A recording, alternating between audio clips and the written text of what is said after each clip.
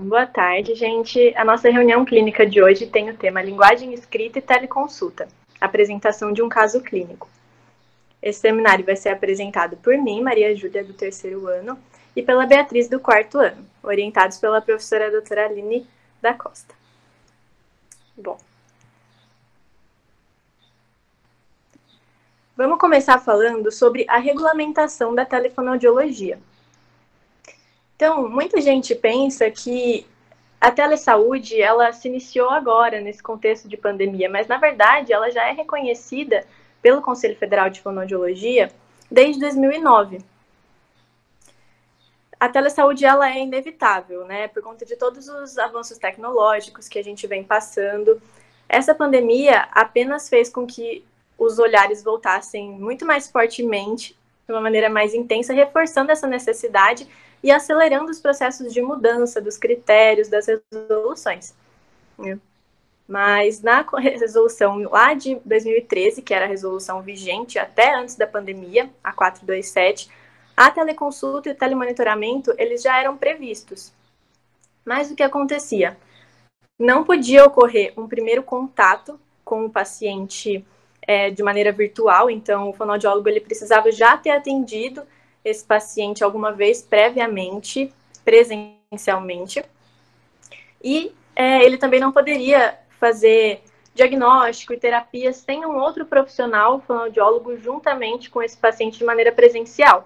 Então era um apoio diagnóstico e terapêutico para esse outro fonoaudiólogo que tivesse presencialmente com o paciente. Mas então chegou a pandemia, e isso tudo ficou muito difícil de manter dessa forma, porque senão a gente não poderia começar a atender caso novo, já que não poderia fazer esse primeiro contato virtual, e precisaria de um outro fonoaudiólogo ali na localidade do paciente, o que no meio da pandemia em casa ficava muito difícil. Então o Conselho Federal de Fonoaudiologia lançou uma recomendação emergencial em abril, enquanto isso eles já trabalhavam numa nova resolução, que foi lançada em agosto de 2020, e quais foram as mudanças, as atualizações que a gente conquistou, né, esse ano por conta da pandemia. Agora, então, esse primeiro contato poderia ser feito já virtualmente, sem a necessidade de um facilitador necessariamente, de um outro fonoaudiólogo ali presencialmente com o paciente. É claro também que o fonoaudiólogo precisa saber os casos que são elegíveis ou não para essa modalidade de consulta, né? Ele precisa considerar tanto as questões do próprio diagnóstico, eu preciso necessariamente fazer palpação, coisas do tipo que vão inviabilizar eu fazer à distância, e também questões de conexão. O paciente tem acesso à internet estável, ele tem um dispositivo eletrônico, um computador, um celular que vai permitir as consultas adequadamente. Então, isso é de autonomia do fonoaudiólogo de determinar os casos que são elegíveis ou não. Bom, outra coisa que a gente precisa considerar, ainda segundo a resolução, é a segurança dos dados do paciente, né? A gente vai ter informações de áudio, de vídeo circulando aí virtualmente entre a gente e o paciente, e a gente tem que ter o compromisso com o sigilo profissional, com a privacidade dessas informações, com a segurança desses dados. A gente tem que pensar numa plataforma que seja segura, né? Então, o Google Meet é uma forma, tem outras plataformas seguras, a gente não vai fazer uma chamada de vídeo pelo chat do Facebook, né? Pensar no ambiente também, para essa segurança. Então, se eu estou na minha casa, atendendo um paciente, e tem outras pessoas na minha casa, eu não posso deixar que as informações que ele me fale numa chamada de vídeo, outras pessoas que estão aqui perto escutem. Então, colocação de fone de ouvido para preservar essas informações, né? São todas questões importantes nesse novo formato.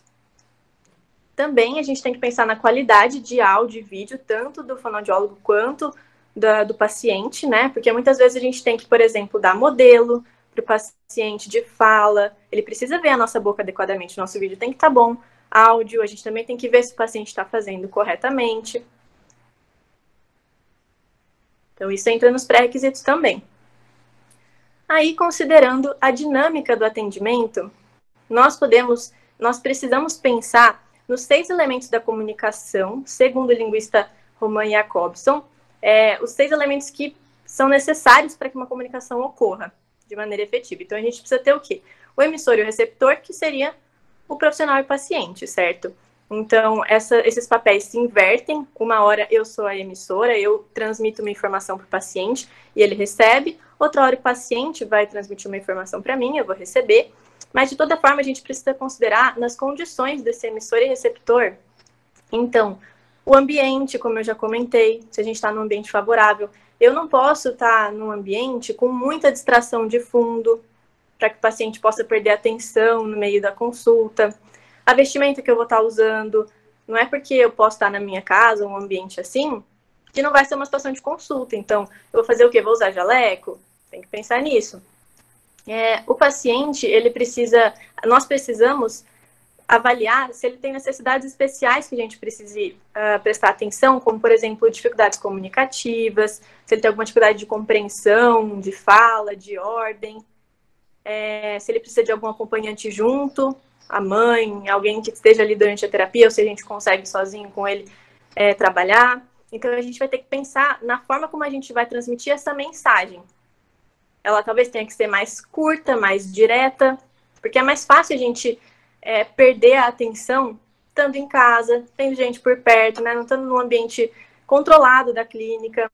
Então, ainda mais se o paciente tiver dificuldades específicas com isso, então pensar nessa objetividade da minha mensagem, pensar nas questões da minha voz, da minha articulação também. Um vídeo nunca vai ter a mesma qualidade do paciente vendo a minha boca presencialmente, por exemplo. Então, talvez eu tenha que compensar articulando um pouco mais. Tudo tem que ser pensado. O canal por onde essa mensagem vai ser transmitida vai ser pela fala, certo? Mas é uma fala o quê? Presencial com o paciente? Não. Então, vai ser pela internet, por meio de uma plataforma digital. A gente tem que pensar nas características dessa plataforma, tem que pensar na conexão da internet. O contexto, né? A situação que permeia essa comunicação. A gente tem alguns contextos mais específicos para pensar, como, por exemplo, nós precisamos manter uma formalidade da consulta, né? Como eu falei, não é porque eu estou em casa que esse não é um atendimento. Então, manter essa formalidade, mas ao mesmo tempo tentar trazer a ludicidade, que é mais fácil fazer presencialmente, né? A gente pode levar jogos, brinquedos. À distância, fica um pouco mais difícil essa questão, então a gente pode trabalhar com recursos visuais mesmo, de slides, projetar alguma coisa. Então, pensar nisso para manter a atenção do paciente de uma maneira lúdica, mesmo que à distância. E um contexto também mais geral que a gente está vivendo, que seria a pandemia. Um contexto de maior vulnerabilidade. Está tudo diferente para as pessoas, as famílias estão mais inseguras, existem medos, podem ter problemas em casa. É diferente a gente fazer um atendimento dessa forma fora da pandemia e na pandemia. Então, a gente tem que pensar até em questões mais específicas do contato com a família, no acolhimento. E o código, por fim, que é a maneira como nós vamos, então, codificar essa mensagem para que o paciente decodifique. Então, nós vamos usar a língua portuguesa, certo? Mas como vai ser esse vocabulário? Tem que estar tudo acessível, adequado para o paciente. Isso a gente também tem que pensar presencialmente, né? Mas aqui, uma situação específica também é aquilo que eu comentei. Como fica mais abstrata essa comunicação por uma tela, a gente não está ali com o paciente para apontar para ele. Então, a gente precisa trazer recursos que ajudem a aprender ele e a compreender a nossa mensagem. Então, os recursos visuais podem ser uma estratégia muito positiva para a gente. E a gente tem que pensar também em relação aos materiais de terapia que a gente possa utilizar. Antes, essa era uma tarefa 100% nossa, né? Separar os brinquedos, os materiais, vai usar uma massinha, tudo bem, a gente pega, leva para o atendimento. Agora, a gente não tem como disponibilizar esses materiais físicos para o paciente. Então, essa incumbência, caso a gente for utilizar algum material físico, vai passar para o paciente. Então, a gente tem que ver o que ele tem em casa, que pode ser útil para a gente nas sessões. Então, a gente tem que tomar cuidado de não avisar isso em cima da hora para ele organizar determinado material, sempre com antecedência, nunca no dia. Então, são todas essas novas questões aí que a gente tem que pensar e se adaptar na hora de começar a atender nesse modelo. E essa, basicamente, foi um pouquinho da introdução que a gente queria trazer. Agora a gente vai mostrar um caso clínico real para vocês, para poder compartilhar de uma maneira um pouco mais concreta toda essa dinâmica. Então, boa tarde, pessoal. Como a Maria Júlia me apresentou, meu nome é Beatriz, eu sou aluna do 4º ano, e esse caso que nós vamos apresentar agora é um caso que eu atendi no mês de outubro, né? Então, nós somos em 4 terapeutas, 4 alunos atenderam. Eu, a Sara, a Larissa e a Cíntia, todas também do 4º ano. Pode passar, por favor. Então, um pouquinho da identificação do nosso paciente. Ele é um menino de 8 anos e 6 meses e está no 2º ano do ensino fundamental. Então, ali naquela fase de alfabetização, né? Terminando sua fase de alfabetização. E ele é residente de Bauru. Pode passar.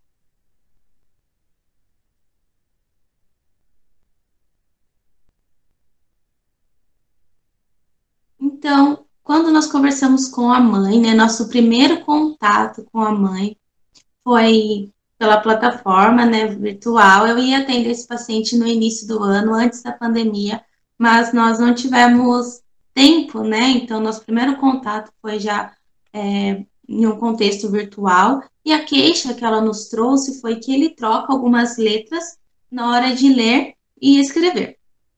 Pode passar. Então, ali, alguns antecedentes pessoais, né, um pouquinho da história desse paciente. Ele foi adotado com 4 anos de idade, lá em 2016. E as únicas informações que nós temos da mãe biológica dele é que foi um parto normal e a termo. E essa mãe, ela fez uso de álcool e drogas durante toda a gestação dela. Quando essa criança nasceu, ele ficou sob cuidados da sua avó materna, porém ele sofreu muitos abusos, foi maltratado até 1 ano e meio. Então ele foi colocado e enviado para adoção. Pode passar.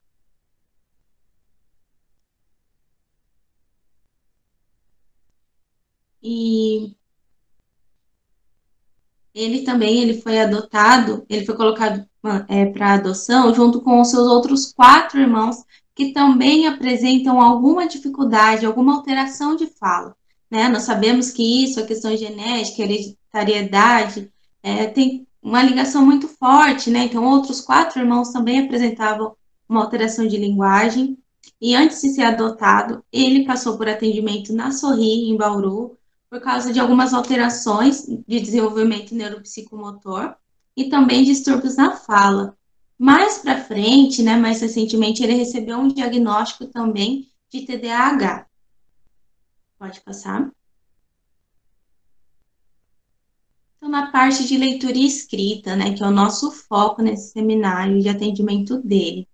Segundo a mãe, quando começou essa pandemia, o isolamento social, a criança começou a ficar muito mais agitada do que o normal, né? Do que ele já era ansioso, então ela percebeu que ele ficou mais agitado e começou a regredir, a perder algumas habilidades que ele já tinha conquistado em terapias anteriores, né? Porque ele já tinha passado em atendimento na clínica de fono, na FOB, mas ela percebeu que ali, por causa desse distanciamento, ele começou a perder algumas dessas habilidades.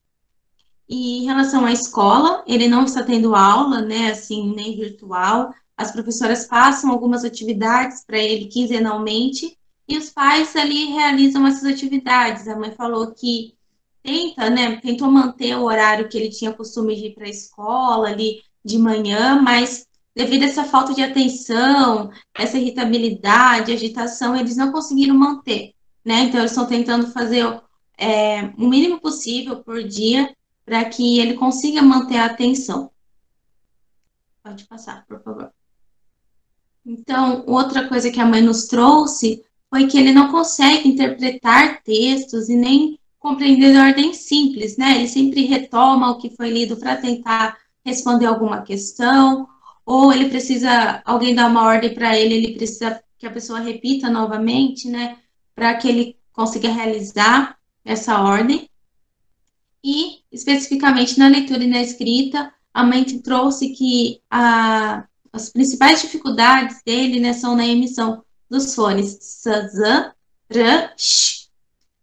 Mais para frente, nós vamos ver que na avaliação que foi realizada no final do ano passado, ele apresentava muitos outros distúrbios, né, alterações nessa parte da fonologia, mas que, pelo que nós percebemos nesse tempo afastado, ele já deu uma evoluída, né, um ponto positivo aí. também porque a família estimula muito essa criança, né? A mãe, se eu não me engano, ela é professora do infantil, então ela estimula todo o tempo o seu filho.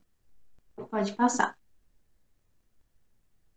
Então, a avaliação. Como eu disse, né, na parte da fonologia, na avaliação que foi realizada no final do ano passado, porque esse ano nós não conseguimos realizar nenhuma avaliação formal, né? Então, nos trouxe que ele não possui o domínio de muitos fones e ainda realiza processos que já não são mais esperados para a idade dele. Se nós formos pensar, ele já está com 8 anos e meio, já não é mais esperado que ele realize nenhum processo fonológico, né? Que ele tenha o domínio de todos os sons, né? Então, nós vemos que tem uma defasagem. Porém, como eu disse na avaliação do final do ano, apareceram muitos outros processos que agora nós já não estamos mais percebendo, né? Ele teve uma evolução. A memória de trabalho dele deu defasada. Isso nos fez pensar uma coisa, né? A mãe disse que ele não compreende ordens, ele não interpreta textos, mas talvez não seja uma questão de compreensão, porque quando nós colocamos essa criança no processo de intervenção, nós percebemos que ele compreende o que é dito. Mas talvez essa memória de trabalho que está defasada, né? Então, quando a mãe pede alguma coisa, dá uma ordem, essa memória falhou, ele já não consegue lembrar o que a mãe pediu, então por isso que ele pede para repetir, talvez não foi porque ele não entendeu. E assim também com o texto, ele lê o texto e logo esquece o que ele leu lá no começo, porque essa memória está defasada. O acesso ao léxico, né, em todas as categorias deram na média, né, porém, na categoria letras deu rebaixado, tem um baixo desempenho. E isso está diretamente ligado ao processo de leitura e escrita, o que já nos deixa mais atentos. E também a consciência fonológica, né? Não apresentou uma alteração, porém nos deixa sob atenção. E pensando que ele já tem todas essas outras habilidades do processamento fonológico alteradas, nós não podemos descartar, né, a consciência fonológica e deixar de lado achando que só porque está sob atenção nós não precisamos trabalhar. Não, né? Nós colocamos tudo em um combo só e temos que dar uma atenção para ela também. Pode passar. A leitura, então, né? Ele apresenta uma leitura silabada, né? Então, ele utiliza muito a rota fonológica, é aquela leitura bem pausada, né? Lenta, e ele lê sílabas simples. Pensando em uma criança com 8 anos e meio, já no final do seu processo de alfabetização, nós esperávamos já uma leitura mais fluida, né? Na escrita também, ele escreve sílabas simples, apresenta erros ortográficos, né? Mas algumas trocas, eles já são trocas aleatórias, trocas que para uma criança no final da sua alfabetização já não são mais esperadas, né? Porém, comparando a leitura e a escrita, ele se desenvolve muito melhor na escrita e nós utilizamos disso no seu processo de intervenção, né? Tivemos como apoio da oralidade, nós apoiamos a escrita com ele. Pode passar. Então, entrando agora no nosso processo de intervenção, né? Nesse ano, nós tivemos um formato um pouquinho diferente na nossa clínica, no nosso estágio, além, né, mais diferente do que ser uma consulta virtual, né, uma teleconsulta. Nós temos no total 12 sessões, né? Então, as 6 primeiras sessões foram uma dupla do primeiro grupo, que seria atendido, faria o estágio no primeiro semestre. Então, eu e a Sara, nós atendemos essa criança nas 6 primeiras sessões, porque nós deveríamos ter atendido no primeiro semestre. E agora, né, as 6 últimas sessões que ainda estão acontecendo, o paciente está sendo atendido pela Larissa e pela Cíntia.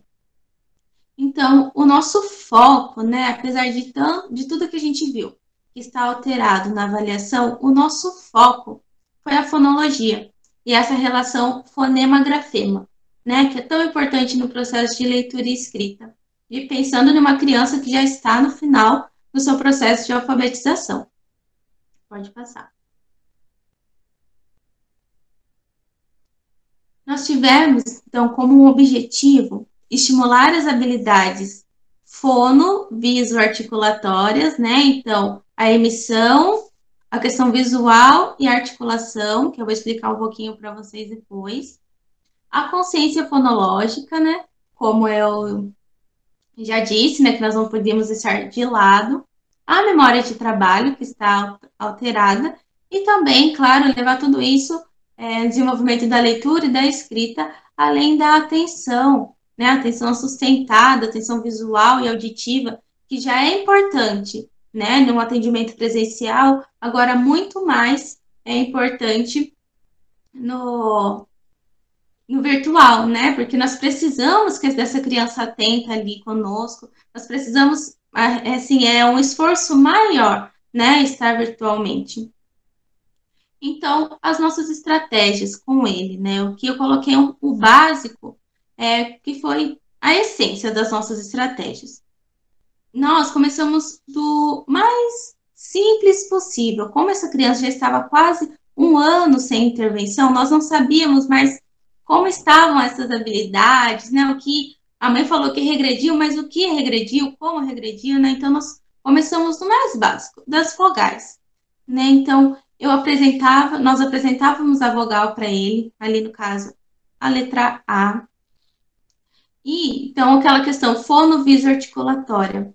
Eu apresentava a letra A, eu falava e apresentava a minha articulação junto com a imagem, igual eu coloquei aí. Então, para fazer a letra A, né, para a gente falar, como que faz? A boca tem que estar aberta, a língua baixa, Então, ele tinha 3 entradas, né, sensoriais. A visão, a audição e também, né, a articulação. Ele via a letra A, ele articulava, ele emitia, ele me escutava. Então, se talvez ele tivesse uma dificuldade ali para entender auditivamente, ele tinha outras entradas sensoriais que poderiam auxiliar nesse entendimento, nessa compreensão. Então, começamos com as vogais e depois nós fomos buscando aqueles fones, né, as letras que tinham articulação mais frontais, mais fáceis de visualizar, né, e também aqueles que tinham uma relação 1 para 1. Então, por exemplo, a letra L. Qual é o som, né? Então, eu só posso escrever, quando eu falo lá, eu sei que para escrever lá é com o L e o A. Então, é a relação 1 para 1. Agora, um exemplo de que não seja uma relação 1 para 1. Então, sa. Quando eu vou escrever sa, eu posso escrever com S, 2 S, C cedilha. Então, são mais de uma opção para o mesmo som, né? Então, já são sons, é uma questão mais complexa. Nós estávamos no básico. Então, ali, eu apresentava do mesmo esquema. A letra, a articulação, como fazia aquele som. Nós brincamos que a letra tem um nome e tem um som. Então, ela chama L, mas ela tem um som. Como que é o som dessa letra? E com tudo isso, nós íamos brincando com as palavras, né? Então, lá, faz o lá, mostra o lá. O que começa com lá? Laranja, lápis. O que mais que começa com L? Então, nós vamos explorando, né, todas essas partes da palavra. Não começa com L, mas essa palavra tem L, tem esse som no meio da palavra. Então, aí já está trabalhando a consciência fonológica. E também a memória de trabalho, porque nós apresentamos a letra, o som, falamos alguma outra coisa e voltamos. Como que é mesmo aquela letra que eu mostrei para você? Qual é o som daquela letra? Então, a gente já trabalhou a memória. E, como eu disse, tudo apoiado na escrita. Porque nós levávamos tudo para a escrita dele, né? Então, nós falávamos, mostrávamos a letra, ele pegava no seu caderno ali, já escrevia, vamos escrever 10 palavras que começam com a letra L, vamos fazer o som dela. Então, como eu disse, nós tivemos o foco na fonologia, mas não deixamos de lado as outras habilidades, né? Tudo isso nós colocamos em todas as nossas estratégias, porque nós precisamos dar funcionalidade a tudo, né? Nós dividimos didaticamente em categorias para entendermos o que precisa ser trabalhado, mas todas as nossas estratégias podem abranger todas as habilidades, né?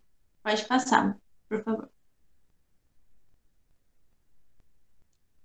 Então, agora, nós vamos apresentar 3 vídeos curtos para vocês, de algumas estratégias que nós realizamos com o nosso paciente. A primeira, né, vou explicar já, é a palavra secreta. Então, nós começamos com as vogais, depois eu apresentei o L, P, o V e o T. Com essas letras, né, esses sons, nós fomos juntando em palavras, quais as palavras que têm aquelas letras, aqueles sons, né? Então, a palavra secreta era pegar por exemplo, a palavra lupa. Em vez de eu escrever lupa com letras, a gente colocava as imagens das boquinhas para ele, e ele tinha que ir identificando aquela boca, aquela articulação faz qual som, e esse som, qual é o grafema, né? Com qual letra eu escrevo esse som? Né? Então, ele tinha que ir decodificando ali as boquinhas e falar para a gente qual palavra era. A mesma coisa com as rimas, né? Mas nós utilizávamos essa mesma colocávamos as boquinhas, ele tinha que ir identificando e depois falar para a gente. Ah, essa palavra rima com. Ali no exemplo vai estar, né? A palavra era vila e ela vai rimar com fila ou com bolsa. Então, tinha 2 imagens que ele também tinha que perceber pelo som, né? Com qual palavra rimava, qual imagem rimava. E o nosso jogo da memória. Então, por exemplo, a letra A, o seu par não era uma outra letra A, mas sim a imagem da boquinha, como articulava para fazer aquele som. Né? Isso reforçava tudo aquilo que nós estávamos trabalhando em terapia. Pode passar, Maju. Vamos ligar o motorzinho.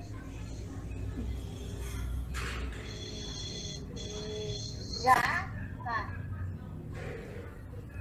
Isso, jaca.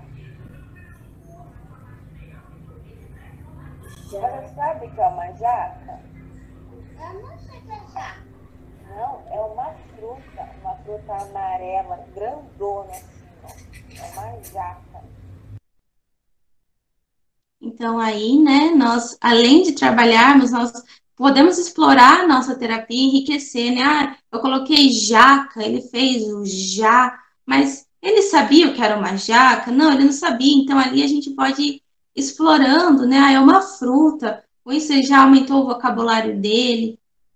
Então, e além disso, nós temos que deixar, como a Maria Júlia nos trouxe, a terapia de forma visual, lúdica, né? Então, não sei se vocês perceberem, eu dei uma pausa depois da fala dele, porque às vezes tem um delay, né, por ser virtual, ele pode querer falar alguma coisa e eu posso falar por cima e acaba um interrompendo o outro, então é importante vocês perceberem isso nos pacientes, assim, ah, se ele vai falar alguma coisa, não, agora eu posso falar, né? Cada um ter seu turno para um não interromper o outro. Pode passar.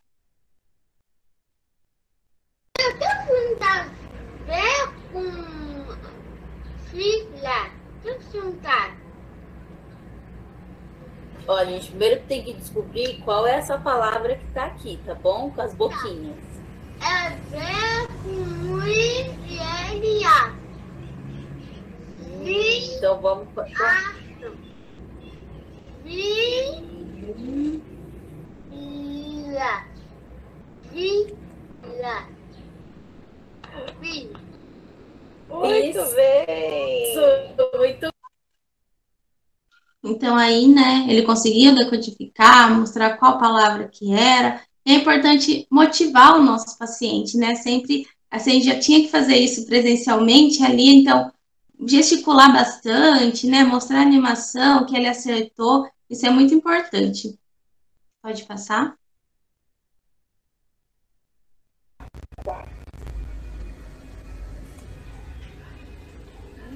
Vamos ver. E como faz o som do V?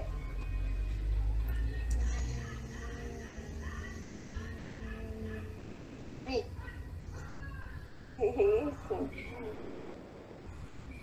E o A7.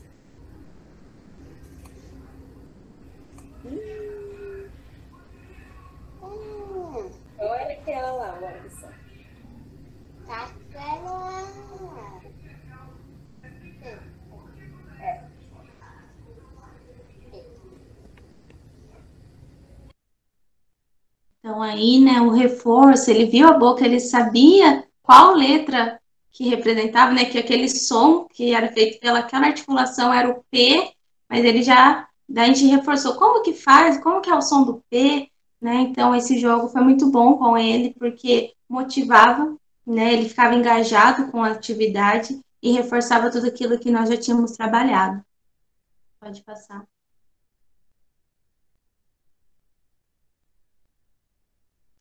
Então, considerando, né, fazendo para fechar, assim, como foi o desempenho desse paciente em um atendimento virtual? Eu não tive a oportunidade de conhecer ele presencialmente, mas por relatos da professora, né, ele era uma criança muito agitada, sim, participava, mas você tinha que ter muito jogo de cintura com ele ali no atendimento presencial, né, e nós vimos uma criança muito participativa, muito motivada, se conseguia manter atento, se consegue, né, ainda ele está ainda nesse processo de intervenção online, então ele manteve a atenção, e isso foi muito importante, né, como a Maria Júlia nos trouxe no início, não são todas as crianças, não são todos os casos que são indicados para teleconsulta, né, mas nós vimos que com esse caso específico, está sendo muito produtivo, né? Porque nós temos também ali uma questão, ele está em isolamento social, ele não está tendo aula, né, online. Então, nós somos um diferente, né? Alguma coisa diferente ali na semana dele. Ele está tendo contato com outras pessoas, mesmo de uma maneira virtual. Nós estamos gastando um tempo com ele, com atividades que são para especificamente pensadas para as necessidades dele, né? Então, isso pode ter sido o que motivou, além dele gostar muito dessa questão de computador, ele joga muitos jogos, né? Então, já é um atrativo para essa criança. Então, nós percebemos que tem sido produtivo essa terapia. Pode passar. Então, como nós devemos prosseguir com esse atendimento? Agora, nessa segunda dupla que está atendendo o paciente, né, elas já passaram por uma complexidade maior. Nós estávamos ali no básico, agora elas já estão trabalhando com ele, aqueles fones, aqueles sons que ele realmente apresenta dificuldade, né, porque nós começamos o básico, ele já entendeu como acontece esse processo e ele já está motivado, engajado na terapia. Então, agora, quando nós apresentamos aqueles sons que são as dificuldades dele, já não vai ser algo que vai assustar, né, que vai desmotivar o paciente. Nós estamos levando sempre para o apoio para a escrita, né, que era, como eu disse, aquilo que ele tinha mais facilidade, e depois, né, é concomitante ali, quando, mesmo tempo que você trabalha a produção, as meninas já estão levando ele para a leitura, né, que é o nosso foco. Então, é importante dar funcionalidade. Por que eu vou ficar mostrando só uns sons isolados? Né? O que isso? A criança precisa entender, principalmente ele que já não é tão novinho, né? Ele já tem a capacidade de entender o que está acontecendo ali naquele processo de intervenção. Então, precisa da funcionalidade, e isso motiva o nosso paciente. Pode passar. Então, era mais isso que nós gostaríamos de apresentar desse caso, né, que foi muito gostoso, foi meu primeiro caso ali virtual, né, em teleatendimento, e agora eu gostaria de convidar a professora, né, que nos orientou e que é minha supervisora na clínica, para fechar, né, aí, se quiser fazer alguma colocação, passo a palavra para a senhora. Eu quero dar parabéns para vocês, foi um seminário muito bonito, muito, como sempre, vocês são muito independentes, e parabéns pela clareza com que vocês conseguiram organizar tudo. Também agradeço por terem escolhido esse caso, né, para a gente trazer para cá. Eu queria dar um pouquinho o meu testemunho para vocês sobre o teleatendimento, porque também para mim foi a primeira vez, né? Então era uma tarefa que nos foi dada enquanto docentes bastante, que nos colocou numa situação, né, de tensão também, porque a gente precisava ensinar vocês a fazer alguma coisa que a gente também não sabia fazer, né, que é muito nova. E a gente buscou entender um pouquinho com quem já estava fazendo desde abril, né. Então a gente buscou algumas profissionais, fonoaudiólogas, doutoras também, que a gente confiava nelas e que a gente sabia que já estavam em teleatendimento e que estavam acreditando no teleatendimento, né. A gente trouxe, inclusive, essas profissionais para conversar com o grupo de estágio, né, para conversar com vocês, e eu acho que isso nos deu um fôlego muito grande, porque a gente conseguiu enxergar na prática, né, tudo aquilo acontecendo, a seriedade delas, com tudo que a Maria Júlia falou lá no começo, em relação aos usos da tecnologia, em relação aos cuidados com todo o quadro da comunicação, né, quem sou eu, emissor, quem é o receptor, que canal é esse que a gente vai utilizar, o que mais que a gente precisa, como é que a gente vai suprir as necessidades que são diferentes do presencial. Então, enxergar que não é só levar para o virtual, né, a gente tem que fazer mudanças mesmo, de acordo com o canal que a gente tem agora para trabalhar. E a gente viu vídeos delas trabalhando, como vocês tiveram a oportunidade de ver aqui hoje, né, então, isso nos deu bastante segurança para começar esse caminho, né. Em relação, isso especificamente à telefonoaudiologia, eu acho que naquele momento a gente tinha preocupação do como fazer com tudo isso, né, e uma outra preocupação, vai trazer ganhos para o paciente, né, vai ajudar realmente, ou a gente vai estar só suprindo uma demanda para formar o aluno? E o que a gente percebeu, então, na intervenção, é que a gente trouxe muitos ganhos para ele, né?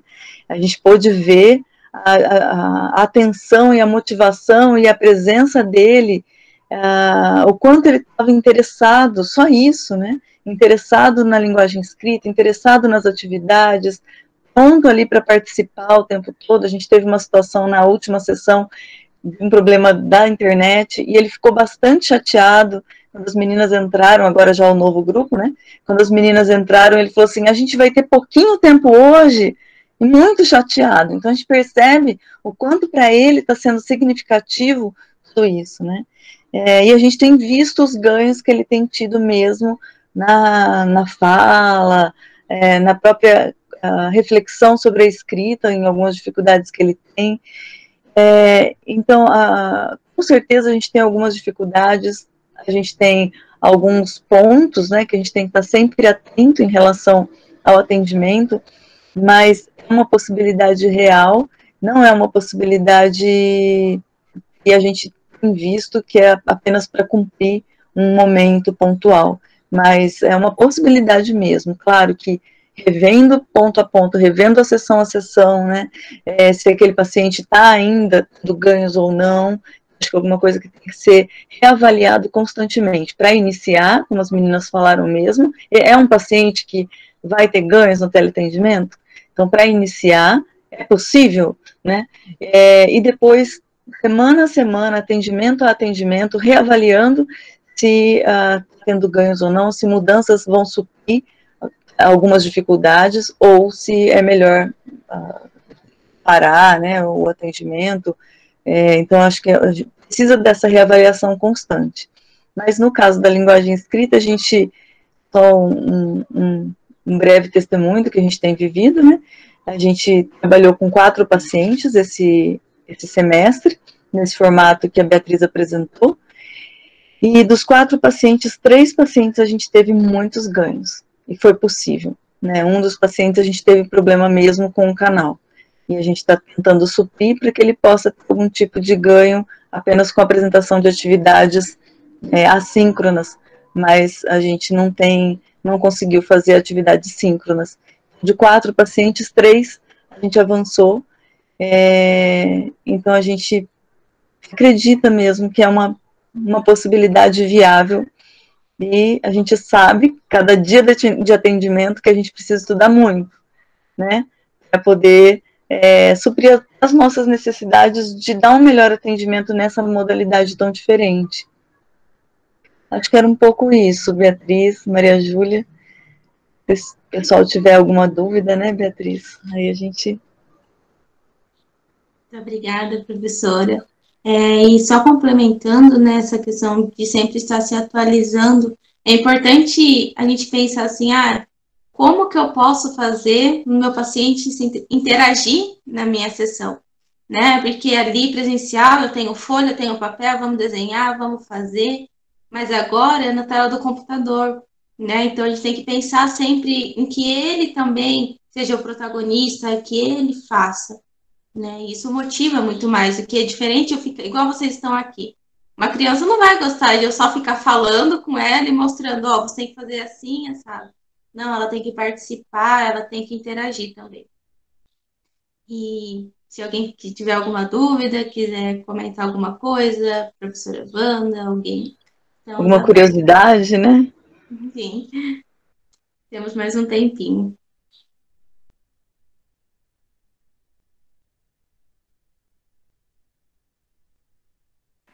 Enquanto isso, gente, eu vou colocando aqui no chat o link de presença e mais um formulário de satisfação para vocês responderem, por favor. Oi, gente, tudo bem? A minha câmera está ligando e desligando. Ele está mostrando aqui na tela que está ligando e desligando, desculpa. Bom, eu quero dar os parabéns por esse desafio, né, a professora, os alunos que participaram dessa atividade e mostraram de uma forma tão bonita a teleconsulta, né? Então é isso mesmo, como eu coloquei, exige todo um processo de análise, né, como vocês demonstraram no início, a Maria Júlia colocou, né, não são todos os pacientes que a gente vai conseguir fazer, como nesse caso que a professora Aline mencionou, né, existem alguns critérios, algumas coisas, a conexão é um deles, né, a possibilidade de conexão, a internet, o dispositivo, o equipamento, né, mas dá certo, né, assim como deu certo e os pacientes puderam ser atendidos. Então, foi um desafio para nós começar esse formato de atendimento. Algumas clínicas estão sendo possíveis, outras não, né, que levam o controle de equipamentos e alguns aplicativos, como a minha clínica está um pouco mais complicada, a gente não conseguiu fomentar isso, mas é muito importante que os alunos tenham essa experiência. Então, eu gostei muito, vocês estão de parabéns, foi muito bom mostrar isso para os alunos. Muito obrigada, professora. Então, a Maju colocou aí no nosso chat, né, o formulário de presença e também um outro questionário de avaliação, né, de como foi os seminários nesse formato virtual esse ano. Se vocês puderem nos ajudar respondendo, vai ser muito importante para a gente.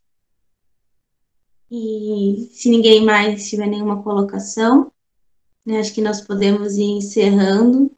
Quer falar alguma coisa, Maju? Não, só estou muito feliz da gente ter passado esse caso. Acho que quanto mais casos clínicos nesse formato novo a gente possa mostrar, né? Porque ainda tem gente que não está atendendo, o pessoal do primeiro e segundo ano que possa estar aqui, então acho que é uma boa ajuda para ter uma noção. Sim, isso mesmo. Essa é a nossa ideia, né? Muito obrigada pela presença de todo mundo. E nós esperamos vocês no nosso próximo seminário, né, que acontecerá semana que vem. Então, boa tarde a todos. Ô, Bia, você não coloca só na primeira tela para fazer um print? Claro. Ô, Bia, só uma coisa, sexta-feira o nosso próximo seminário, do Michael. Desculpa, prof. Sexta-feira, gente. Sexta-feira e eu quero convidar os alunos da Federal do Rio Grande do Norte, porque eu já vi que a Ana Carolina, já olhei ela, como a professora Andréa colocou, já olho aqui também, ó. Então, gente, sexta-feira. Ela tá aqui, ó. Eu já vi que a carinha dela. Convidar todos os alunos de fora, todas as pessoas para assistir, tá bom? São todos bem-vindos. E quem quiser participar do PET também, são todos bem-vindos. Obrigada, gente. Obrigada, Pro. Fiz um print. Fez? Tá bom. Obrigada, viu, gente? Eu que agradeço. Foi um prazer. Beijo. Beijo.